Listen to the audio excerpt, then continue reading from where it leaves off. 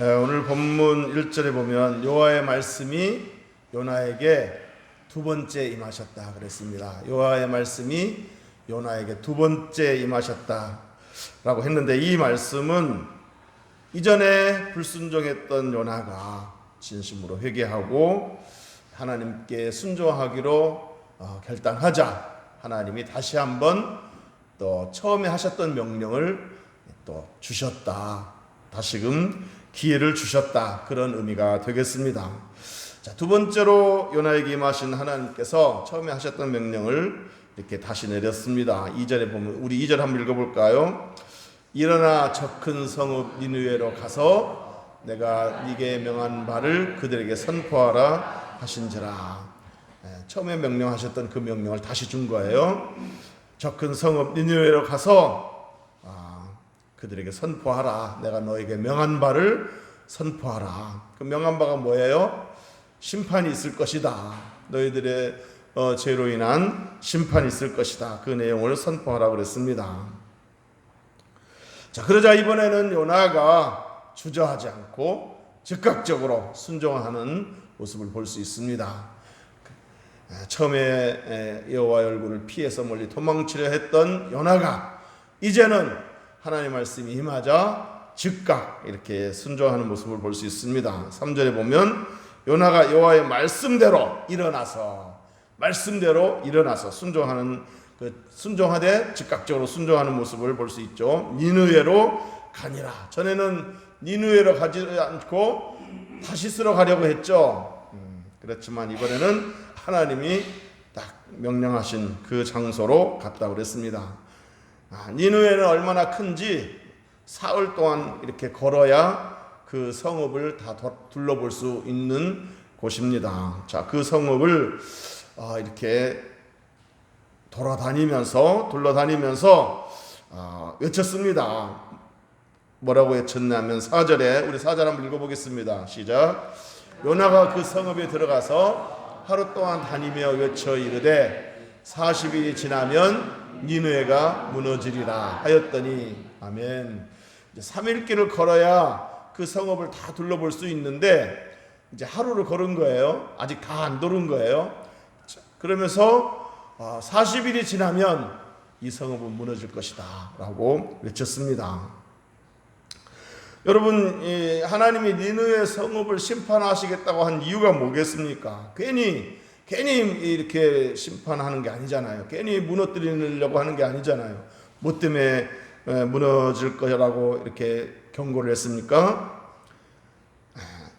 우리 1장에서 보면은 여호와의 말씀이 아미떼 아들 요나에게 임하니라. 이르시되 너는 일어나 저 큰 성읍 니느웨로 가서 그것을 향하여 외치라. 그 악독이 내 앞에 상달되었음이니라. 그러니까 니느웨 성읍 사람들의 그 죄악, 그 악독이 하나님께 상달되었다. 하나님에게 이르렀다. 하나님 그 죄악을 다 보셨다라는 겁니다. 자, 그러니까 니느웨 사람들이 이렇게 심판을 받는 이유는 그 니느웨 사람들의 죄악 때문이라는 것을 알 수 있습니다. 자, 어쨌든 이렇게 요나가 이제 하나님 명령하신 대로 40일이 지나면 이 성읍은 무너질 것이다. 큰 심판이 있을 것이다. 소돔과 고모라가 그 죄악 때문에 무너졌듯이, 멸망을 받았듯이 이 성읍에도 40일이 지나면 심판이 있을 것이다, 무너질 것이다 라고 외쳤습니다. 하루 동안 외친 거예요. 자, 그랬더니 5절 한번 읽어보겠습니다. 5절 시작. 니느웨 사람들이 하나님을 믿고 금식을 선포하고 높고 낮은 자를 막론하고 굵은 베옷을 입은지라. 아멘.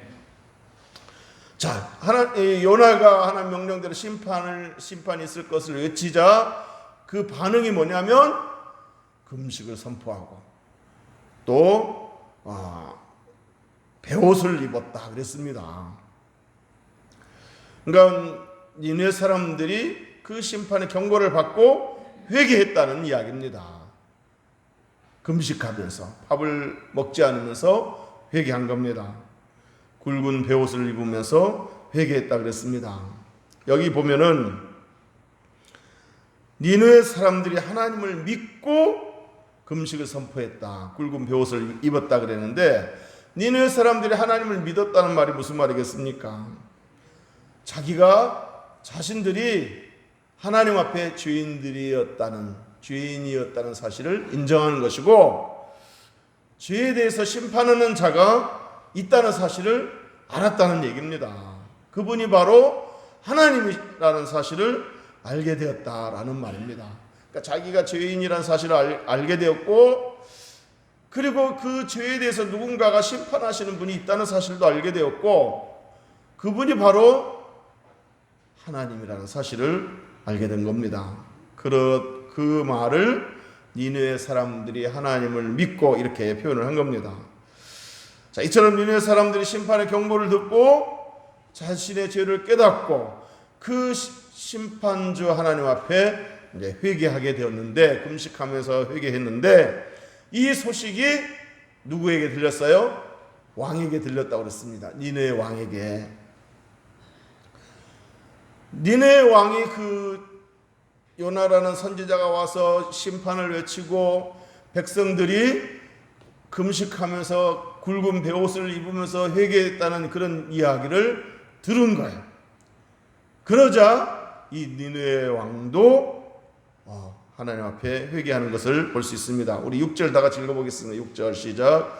그 일이 니느웨 왕에게 들림에 왕이 보좌에서 일어나 왕복을 벗고 굵은 베옷을 입고 제 위에 앉으니라. 아멘.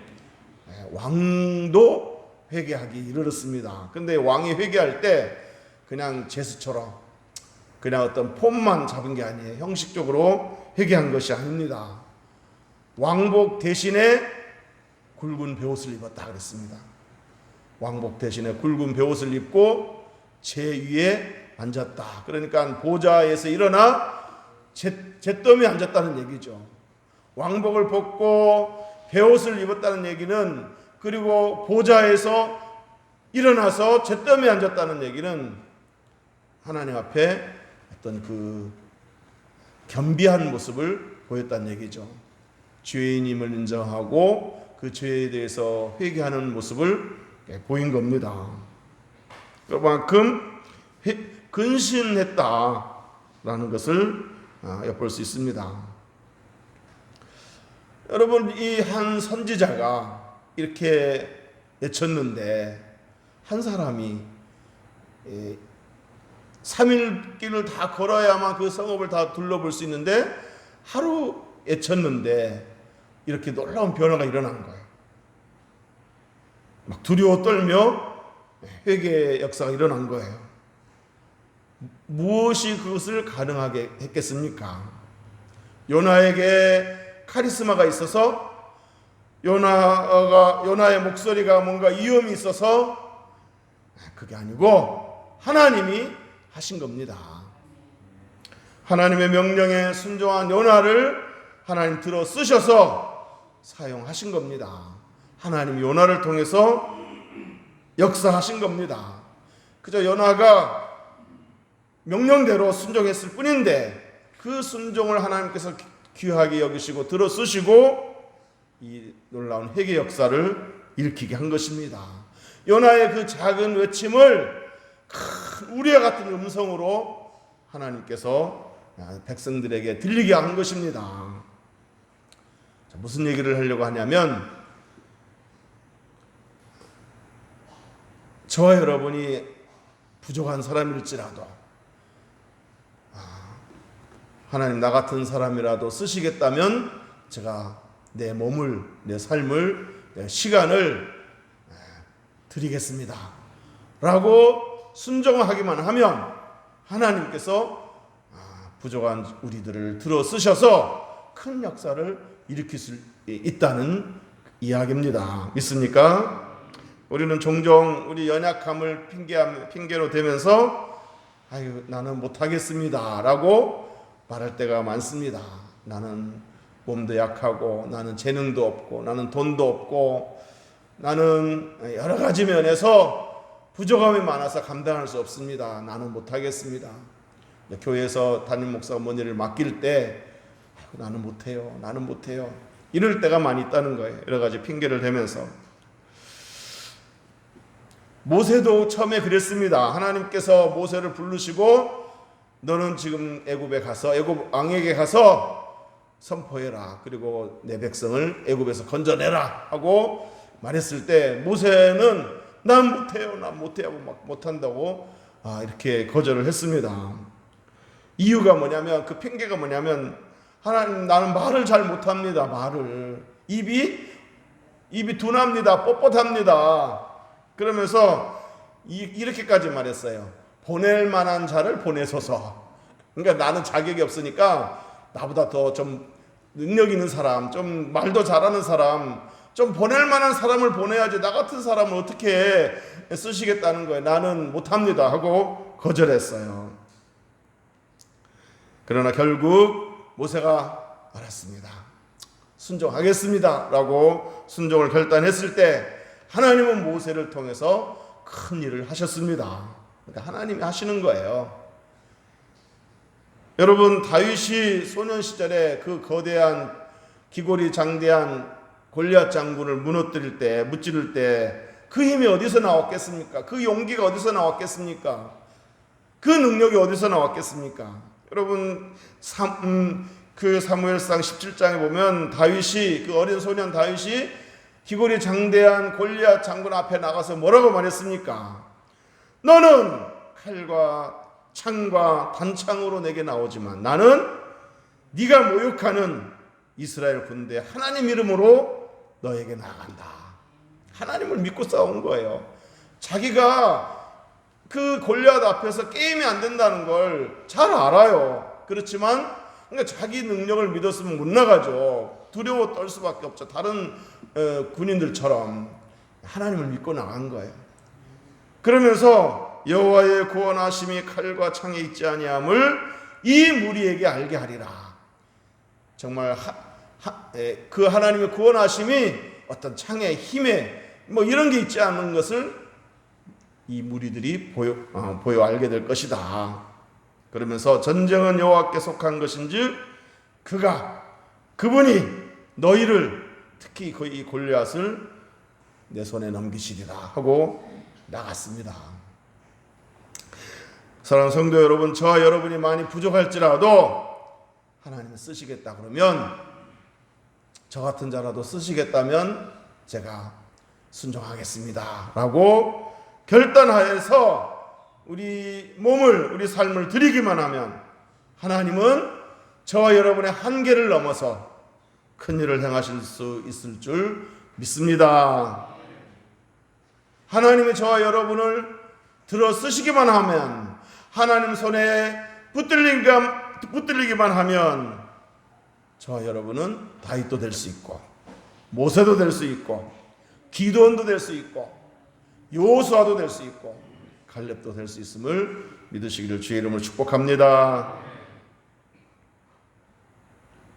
요나가 하나님께 순종하기로 결단하고 하나님 명령대로 심판을 외치자 니느웨 성읍 사람들과 왕까지 회개하기 시작했습니다. 전혀 생각지 못했던 뜻밖의 반응이 나온 것입니다. 그 회개하는 모습을 좀 더 보도록 하겠습니다. 우리 7절 한번 읽어보겠습니다. 7절 왕과 그의 대신들이 조서를 내려 니느웨에 선포하여 이르되 사람이나 짐승이나 소떼나 양떼나 아무것도 입에 대지 말지니 곧 먹지도 말 것이요 물도 마시지 말 것이며.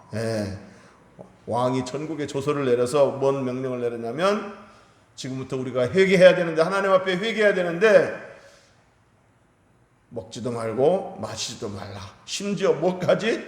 짐승까지도 굶겨라 이거예요. 뭔가 전심을 다해서 철저하게 회개하는 모습을 보이고 싶어 한 겁니다. 자, 그러자 놀라운 일이 일어난 것입니다. 어떤 일이 일어났습니까? 10절 읽어보겠습니다. 10절 시작. 하나님이 그들이 행한 것 곧 그 악한 길에서 돌이켜 떠난 것을 보시고 하나님의 뜻을 돌이키사 그들에게 내리리라고 말씀하신 재앙을 내리지 아니하시니라. 아멘. 하나님이 그 니느웨 성읍 사람들의 그 악독을 보시고 심판할 것이라고 뜻을 세웠는데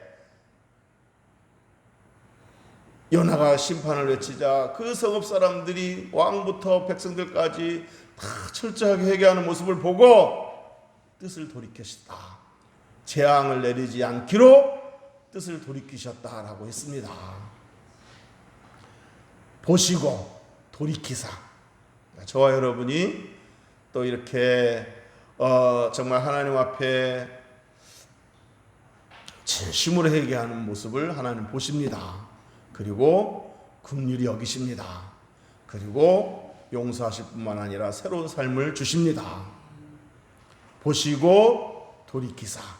이 문구에 우리가 귀를 기울여야 될 줄로 믿습니다. 하나님은 공의로운 분이시기 때문에 반드시 죄에 대해 심판하시는 분입니다. 죄를 그대로 묵과하지 않습니다. 죄를 그대로 방치하지 않습니다. 죄가 있으면 반드시 심판하시는 분이십니다. 그러나 사람이 자신의 죄를 인정하고 회개하고 그 죄에서 돌이킨다면 하나님도 뜻을 돌이키시는 분이십니다. 심판의 뜻을, 진노의 뜻을 돌이키시는 분이십니다. 믿습니까? 여러분, 회개라는 그 한자가 이거예요. 뉘우칠 회, 돌이킬 개. 그러니까 진정한 회개는 자기 죄를 인정하고 뉘우칠 뿐만 아니라 그 죄에서 돌이키는 것이 회개예요. 뉘우치기만 하고 이러면 안 되지 하면서 여전히 죄의 길을 가는 사람이 있어요. 이러면 안 되는다 하면서 끌려가는 사람이 있어요. 진정한 회개는 뉘우쳤으면 일단 뉘우치고 돌이켜야 됩니다. 그 가던 길을 이 길은 안 돼. 하나님 원치 않으시는 길이야. 이 길은 멸망의 길이야. 심판의 길이야. 하고 돌이키면 하나님도 돌이키시는 분이십니다. 구약 성경에 보면 이스라엘 백성들이 전심으로 회개하고 죄의 길에서 돌이켰을 때 하나님께서도 심판과 진노에 대한 뜻을 돌이키셨다라는 표현이 많이 나옵니다. 그 중에 두 가지만 소개하면 출애굽기 32장 14절에 보면 여호와께서 뜻을 돌이키사 말씀하신 화를 그 백성에게 내리지 아니하시니라. 뜻을 돌이키셨다. 그래서 화를 내리지 아니하셨다 그랬습니다. 요엘서 2장 13절에도 보면 너희는 옷을 찢지 말고 마음을 찢고 너희 하나님 여호와께로 돌아올지어다. 그는 은혜로우시며 자비로우시며 노하기를 더디하시며 인애가 크시사 뜻을 돌이켜 재앙을 내리지 아니하시나니.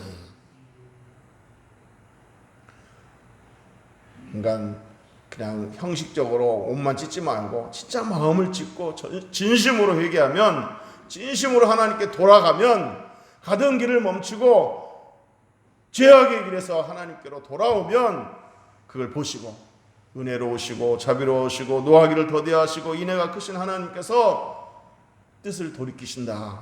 재앙을 내리지 아니하신다 그랬습니다. 여러분, 죄인에게 내리시기로 작정하신 그 하나님의 뜻을 돌이킬 수 있는 방법, 돌이킬 수 있는 비결은 뭐겠습니까? 단 한 가지예요. 회개하고 죄에서 돌이키는 거예요. 회개하고 죄에서 돌이키면 하나님도 돌이키시는 분이십니다.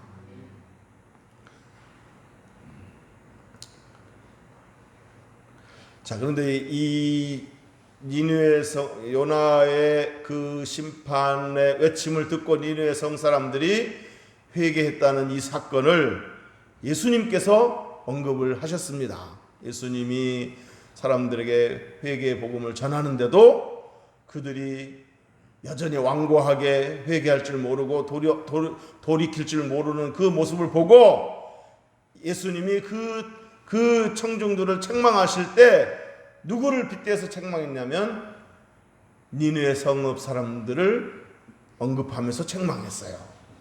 누가복음 11장 32절에 보면 심판 때에, 그러니까 장차 예수님 재림하셔서 심판하실 때에 니느웨 사람들이 일어나 이 세대 사람을 정죄하리니, 그 예수님 당시 그 사람들을 정죄한다는 거예요. 그 이유가 뭐냐면 이는 그들이 그 니네 사람들이 요나의 전도를 듣고 회개하였음이거니와 요나보다 더 큰 이가 여기 있느니라. 자, 이 말은 뭐냐면 장차 최후 심판 때가 되면 니네 사람들이 예수님 당시 예수 안 믿었던 사람들, 회개할 줄 몰랐던 사람들을 정죄한다는 거예요. 정죄하고 책망한다는 거예요. 왜냐하면 니네 사람들은 선지자 요나의 전도의 말을 듣고 회개했다는 거죠. 그런데 요나보다 더 크신 분, 그리고 심판주가 되시는 그 예수님의 말을 듣고도 회개하지 않았으니 너희들은 책망을 받아야 된다, 정죄를 받아야 된다, 이 얘기예요. 이누의 사람들이 우리는 선지자의 말을 듣고도 회개했는데 너희들은 선지자가 아니라 하나님의 아들이시고 장차 심판주이신 그 심판주의 말을 듣고도 회개하지 않았으니 너희들은 심판을 받아야 마땅하다. 니네 사람들이 그렇게 말할 것이다 라고 예수님이 지금 그 예수님 앞에 있는 청중들에게 말씀하신 겁니다. 그러니까 마치 이런 것과 같은 얘기예요. 어떤 마을 사람들이 왕의 명령을 어겼어요. 그래서 왕이 신하를 보내가지고 너희들이 지금이라도 돌이키면 벌을 받지 않겠지만 그렇지 않으면 벌을 면치 못할 것이다. 화를 면치 못할 것이다. 그 말을 그래서 그렇게 신하를 보냈어요. 그 신하들이 그대로 전했죠. 그랬더니 그 마을 사람들이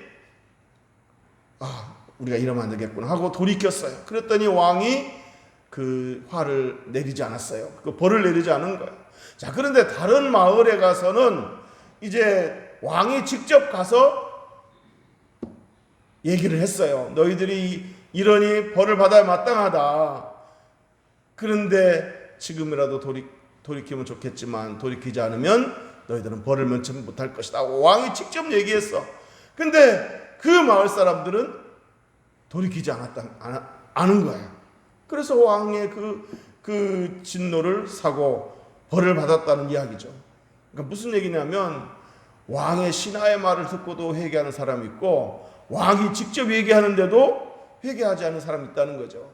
그러니까 예수님 당시 사람들과 니네 사람들이 지금 그런 모양이라는 겁니다. 니네 사람들은 하나님이 보낸 선지자 요나의 말을 듣고 회개하고 죄에서 돌이켰습니다. 그런데 하나님의 아들이시자 심판주이신 예수님께서 회개의 복음을 전하는데 당시 청중들은 회개하지 않았다는 것입니다. 다시 한번 말씀드립니다. 죄인에게 내리시기로 작정하신 하나님의 뜻을 돌이킬 수 있는 방법은 다른 게 없어요. 회개밖에 없습니다. 죄를 인정하고 죄를 뉘우치고 그 죄에서 돌이키는 것, 그거밖에는 없습니다. 이사야 55장 7절에 보면 악인은 그 길을, 불의한 자는 그 생각을 버리고 여호와께로 돌아오라. 그리하면 그가 긍휼히 여기시리라. 우리 하나님께로 나아오라. 그가 너그럽게 용서하시리라. 여호와께 돌아오라. 돌이키라. 그러면 긍휼히 여기신다. 너그럽게 용서하신다. 이사야 1장 18절에도 여호와께서 말씀하시되 오라 우리가 서로 변론하자. 너의 죄가 주홍 같을지라도 눈과 같이 희어질 것이요 진홍같이 붉을지라도 양털같이 휘게 되리라. 오라 우리가 서로 변론하자. 이 변론하자 이 말은 우리 한번 좀 대화를 좀 나눠보자. 그러면서 하나님이 뭐라고 말씀하십니까? 너희 죄가 주홍 같을지라도 회개하면 눈같이 희어질 것이요 진홍같이 붉은 죄라 할지라도 회개하면 양털같이 희게 될 것이다. 하나님의 말씀입니다. 백성들을 사랑하는 마음에서 그 당장에 진노하실 수도 있는데 기회를 주신 거예요. 회개할 기회를 주신 거예요. 돌이키라. 그러면 용서하마. 이런 메시지를 던지고 있는 것입니다. 이제 말씀을 마치도록 하겠습니다.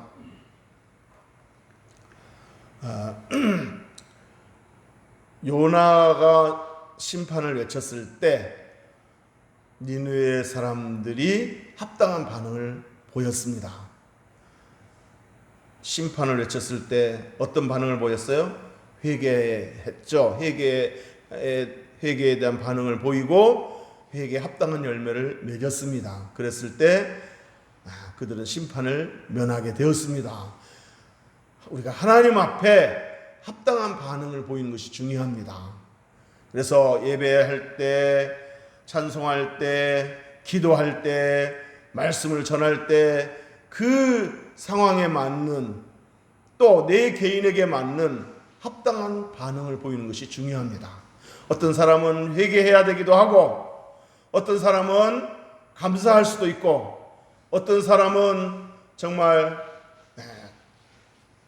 하나님을 의지하겠습니다 하고 결단할 수도 있고, 뭔가 성령께서 같은 공간에서 예배를 드려도 다른 메시지를 줄 수가 있어요. 그것이 무엇이든지 간에 우리가 하나님 앞에 합당한 반응을 보이는 것이 중요합니다. 느헤미야서에 보면은 에스라가 성경을 펼쳐놓고 이렇게 성경을 쭉 구약 성경을 읽어 나가니까 거기 광장에 모이는 그 백성들이 그 말씀을 듣고 자기의 죄가 막 이렇게 생각나고 죄가 깨달아지면서 막 울었다 그랬어요. 그러니까 이 에스라 선지자가 이제 그만 울자. 오늘은 이날은 여호와의 성일이니 우리 기뻐하자. 그랬을 때 또 그들이 또 음식을 먹으면서 기뻐했다 그랬습니다. 하나님 앞에 축제를 벌인 거죠. 자, 그러니까 하나님의 말씀 앞에 또 뭐 찬양하면서 기도하면서 뭔가 하나님 앞에 합당한 반응을 보이는 것이 중요한 거예요. 어떤 때는 울기도 하고, 어떤 때는 막 기뻐서 춤을 추기도 하고, 어떤 때는 결단하기도 하고, 어떤 때는 찬양하기도 하고, 어떤 때는 감사하기도 하고, 때와 상황에 맞게 또 내 자신에게 맞게 하나님 앞에 합당한 반응을 보일 때 그것이 은혜요, 그것이 축복인 줄로 믿으시기를 주의 이름으로 축복합니다. 기도하겠습니다. 하나님 아버지, 요나가 심판을 외쳤을